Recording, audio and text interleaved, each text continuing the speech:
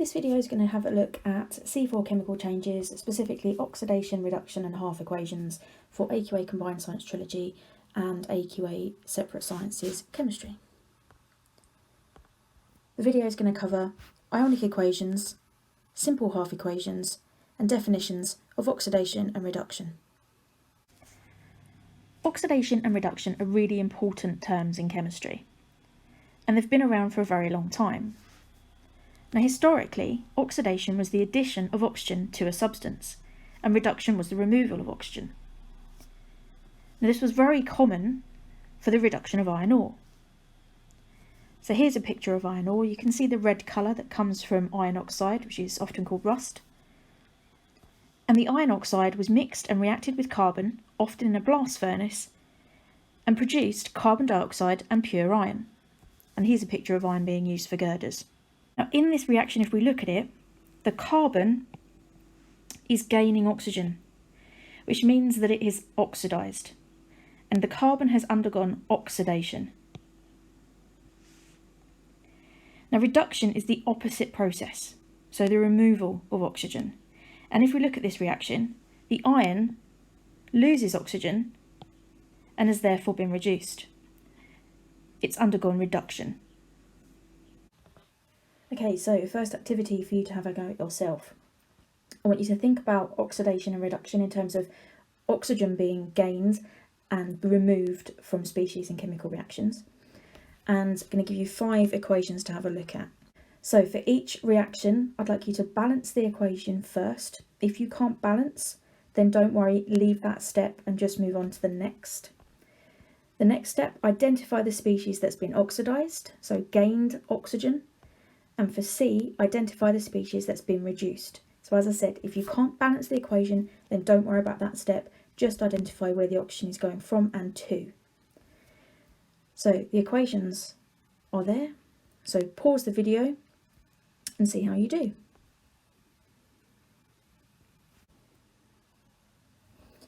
Okay, so activity 1 answers. First equation, if we look at the balancing, we've got copper, oxygen and magnesium on the left hand side. We have 1 copper atom, 1 oxygen and 1 magnesium, and on the right we've got 1 copper, 1 oxygen and 1 magnesium.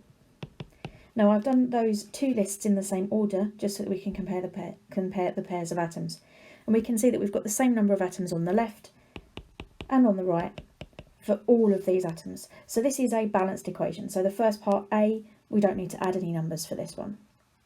Second of all, we need to think about what is being oxidised. Well, if we look at where oxygen is to begin with, the oxygen is going from the copper to the magnesium. Now that means that the magnesium is being oxidised, and it's the copper oxide that's being reduced. Question 2. If we look at the balancing again first, we have carbon, mercury and oxygen. We have 1 carbon, 1 mercury and 1 oxygen on the left. And if I just write those in the same order on the right hand side and count these up, we have 1 carbon, 1 mercury but 2 oxygens. So to balance this one, the first thing we've got to do is to balance the oxygens. And to give us 2 oxygens on the left hand side, to match our 2 oxygens on the right, what we have to do is put a large 2 in front of mercury oxide. That gives us the 2 oxygens that we're looking for, but also means that we've now got 2 mercuries on the left. So we've unbalanced those. But we can balance them fairly easily by putting a large 2 in front of the mercury on the right hand side to tell us that we have 2 mercury atoms, which balances all of our numbers out. So there's the balanced equation. Then to look at what happens to the oxygen. The oxygen here is going from mercury oxide to carbon. So the carbon is being oxidised, and it is the mercury oxide that is being reduced. Okay, so question 3, we have hydrogen, carbon and oxygen, 2 hydrogens on the left, 1 carbon, 2 oxygens. On the right hand side we have the same elements, we have 2 hydrogens, 1 carbon and 3 oxygens. So this one's not quite so easy to balance. We've got 2 oxygens on the left and 3 on the right, but do a little bit of trial and error. We need more oxygens on the left hand side. At the minute we've got 1 carbon dioxide. What would happen if we made it 2? Now if we made that 2 carbon dioxides, that would give us 2 carbons and 4 oxygens. We've now unbalanced the carbon. We're going to leave the oxygens alone for a minute because 4 and 3 are a little bit complicated to balance, but 2 and 1 we can cope with. So if I put a 2 in front of the carbon monoxide, that then gives us the 2 carbons that we need, balances that out. And then if we add up, we've now got 1, 2, 3, 4 oxygens, and that balances. So we have a 2 in front of the carbon dioxide and a 2 in front of the carbon monoxide. Now to look at what's happening to the oxygen. The oxygen is not completely moving from one element to another, but we have got the oxygen going 1 oxygen from carbon dioxide to the hydrogen to form water.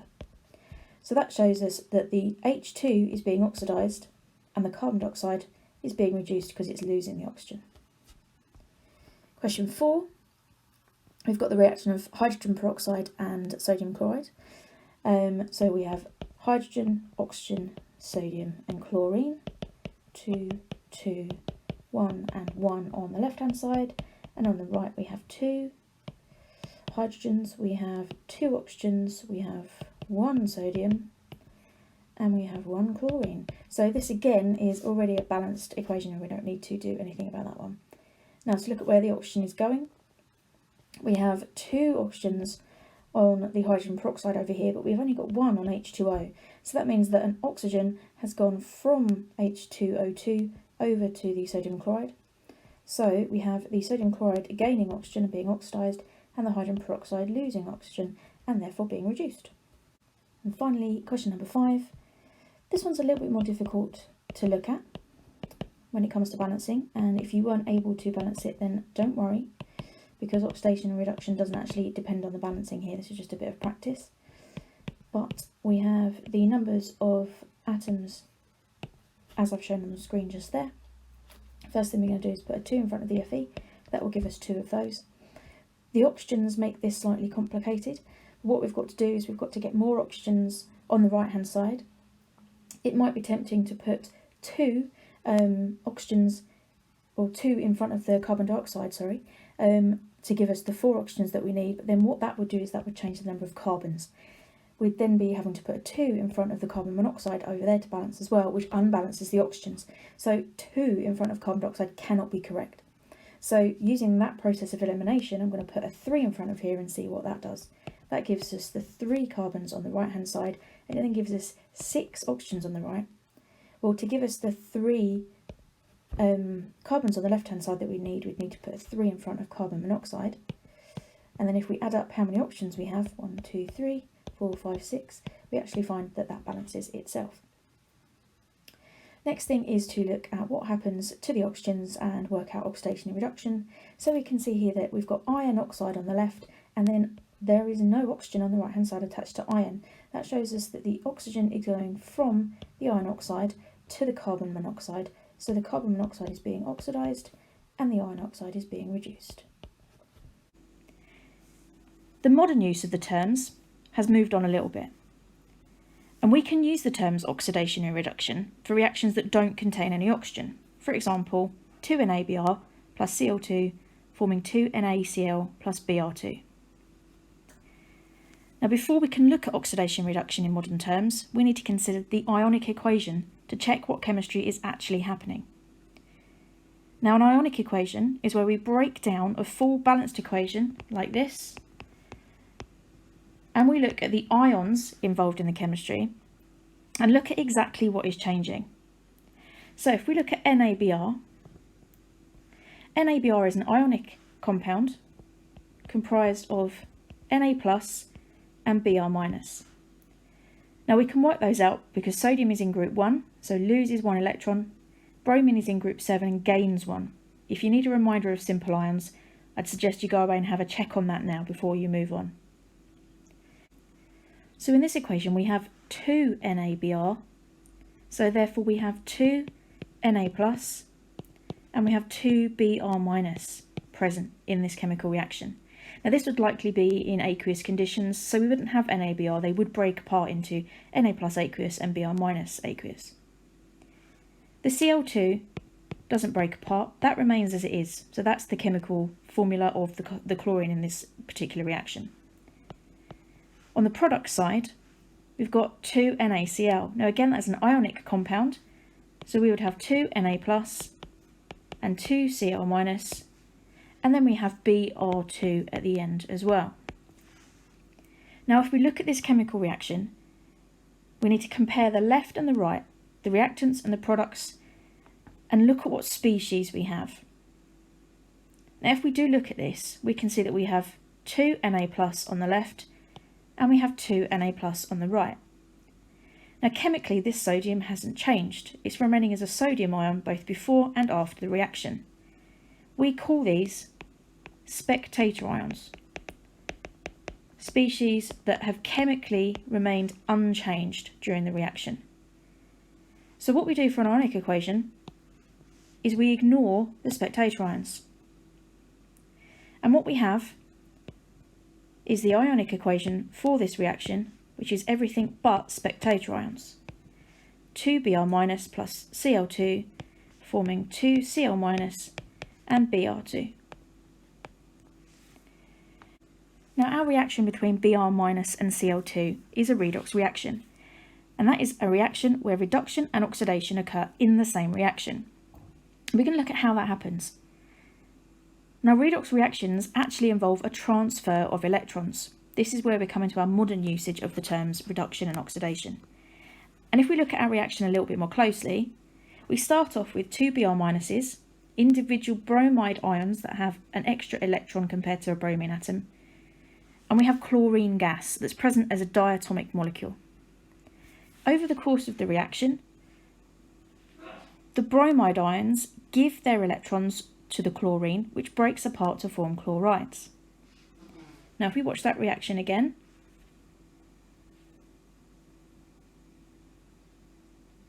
the bromide ions that were present at the beginning lose their electrons, so 2 bromide ions lose 1 electron each, 2 overall, to form bromine, and the chlorine gained those electrons to form 2 chlorides.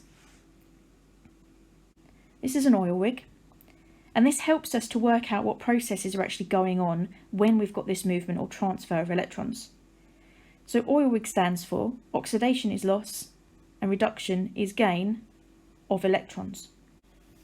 So applying oil rig to bromide and chlorine in our reaction here, we can see that the bromide is losing electrons, and because oxidation is lost, that means that bromide is oxidized or has undergone oxidation.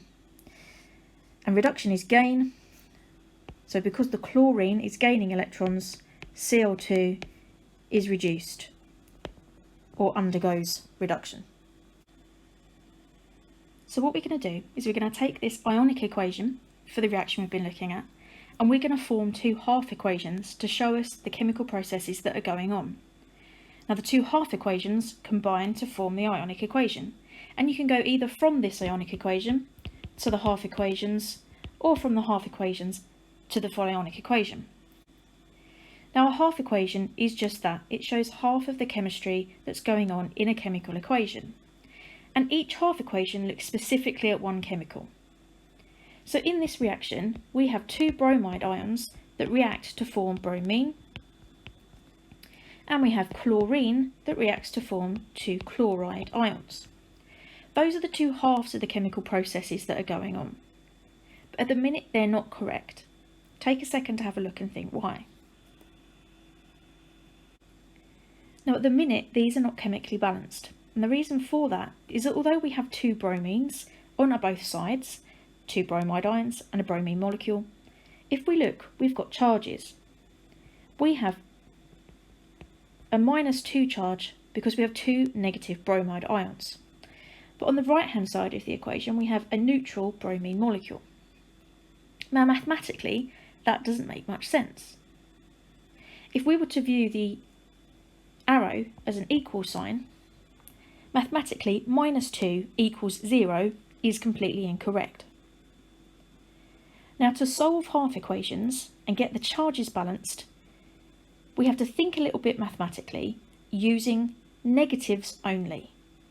So how can we solve this mathematical equation if we can only use minuses? Well, what we do is we put minus 2 on the right hand side. Minus 2 equals 0 minus 2, mathematically balanced. And what this does is it tells us where the electrons go in our half equation. Because we've put a minus 2 on the right hand side, we have to put 2 electrons on the right. So our half equation is 2Br minus forms Br2 plus 2E minus. See if you can do the one for chlorine.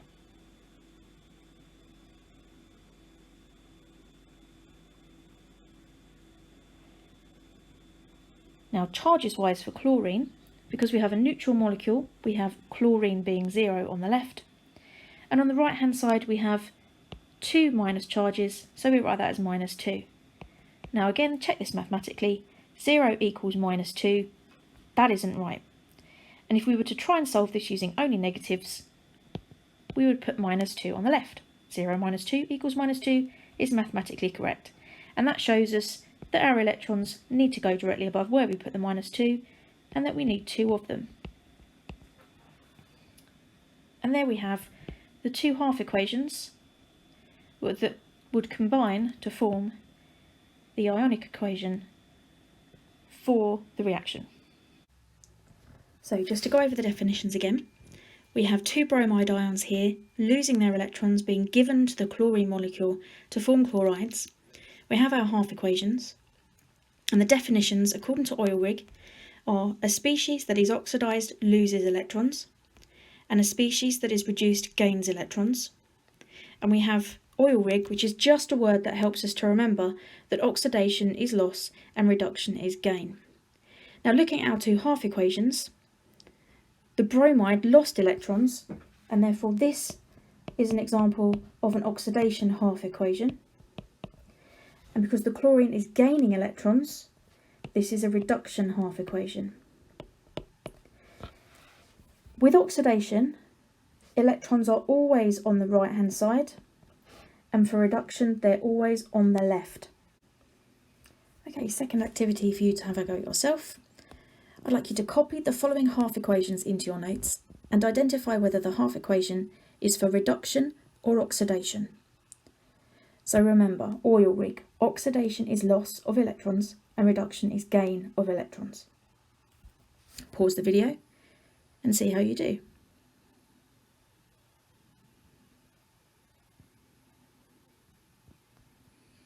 Okay, answers for activity 2.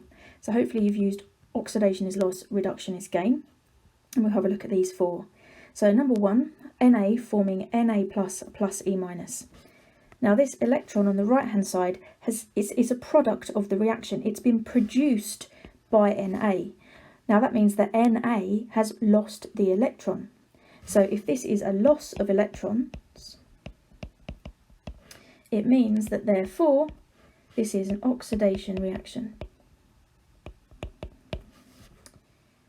Question number 2, we have Ca2 plus 2E minus forming Ca. Now in this, the calcium 2 plus is gaining 2 electrons. So this one's fairly simple. The Ca2 plus gaining 2 electrons to form calcium. So this is a gain of electrons. Therefore it is a reduction. Reduction is gain of electrons. Number 3, we have an iodine molecule added to 2 electrons. So the iodine molecule is gaining 2E minus. So if we have a gain of electrons, again this is a reduction, because reduction is gain. And then number 4, gallium forming gallium 3 plus plus 3E minus. Now the 3E minus, again, it's a product of the reaction. It's been produced by the gallium. So the gallium has lost electrons. We have a loss of electrons by the gallium, and therefore number 4 is also an oxidation. So OILRIG, really important, and make sure you remember what that stands for. So to go through how to balance half equations, we're going to use a couple of examples. So we're going to say x forming x plus. Now it doesn't matter what x is, it doesn't matter what any of these elements are, you always balance them in exactly the same way. All we look at is how many atoms there are and what the charges are. Now the first step for balancing half equations is, as with any chemical balanced equation, is we have to make sure the number of atoms are equal on the left and on the right. Now if we look at this equation, we can see there's one x on the left and there's 1 on the right. We don't have any small numbers, we don't have any big numbers, there's 1x on the left and 1x on the right. So it's balanced in terms of the atoms. Once we've done that, we then have to look at the charges. Now the only way to balance charges is to use electrons that are negatively charged. So an E- is a -1. That's the only way we can balance charges in a half equation. There's nothing else we can do. So we've got to look at this half equation and say, where does the electron go, that negatively charged electron, to make it so that the charges are balanced on both the left and the right side of the equation? Now one way to look at it is to use a bit of maths, as I said previously. The x on the left, there's no plus or minus, so that's electrically neutral. The arrow we imagine is an equal sign, and then we have x plus, which means that that is a +1 charge on the right hand side. Mathematically 0 equals +1, that's completely incorrect, that doesn't work mathematically. So we've got to think to ourselves, how would we correct that if we can only use minus charges? Well, the way to fix it is that we would put -1 on the right hand side, because 0 would then equal -1 plus 1 or +1 minus 1. This is equal to 0. This tells us that the electron goes on the right hand side just there, and so that is the half equation completed. To look at a second example, we can look at y- forming y2. Again, y could be any element, we're not worried about what it is, we're just looking at the balancing. Now the first thing to notice here is that we have one y on the left hand side, but we have two y's on the right, and chemically they have to balance. Now what we can't do is we can't add any or change any little numbers, because that would change the chemistry. If you don't understand that, you need to look back at balancing normal equations. What we do is we add a large number in front to change the number of atoms or ions. So I've put a big 2 in front of that y-, and that now means that we have 2 y-. So we have 2 y's on the left and 2 y's on the right. The next thing to do is to look at the charges. This y- on the left hand side has got to lose that minus charge in order to form the y2. This is 0 over here, there's no charge. So we've got to take a -2 and form a 0. What happens is that the y- gives its electrons away, it produces electrons. So we get 2 electrons on the right hand side, because there are 2 negatives to be lost on the left. Now I did that in a different way than I did the x one. You can either go from the maths to work out where the electrons go, or use the chemistry to work out where the electrons go, as I did with the second example. Either way, always make sure you do double check. So I'm going to use maths here again just to double check that I've put this electron in the right place. So I've got -2 equals 0 at the minute, that would be wrong. I've just added 2 electrons on the right hand side, but now we have -2 equals 0 minus 2, which mathematically is equal. So that does show us that I put the electrons in the right place. And so we have here a second half equation. Now both of these are oxidations. Can you see why?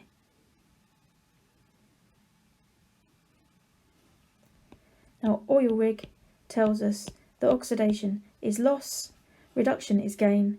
Both of these have lost electrons, so both of these are oxidised. Okay, final activity for you to have a go at. We're going to tie all of the bits and pieces together about OILRIG and half equations. And so I'd like you to copy and complete the half equations on the screen, remembering that you have to balance the atoms first, and then add electrons either to the left or the right to balance the charges. And remember to check your maths, make sure that you have the same amount of charge on the left and on the right. It doesn't have to be 0, but it has to be equal. And then I'd like you to identify whether each half equation is for reduction or oxidation, remembering that oxidation is loss and reduction is gain. When you've done those 8 questions, upload them to your teacher to have them marked. If you're stuck, ask for help. Good luck.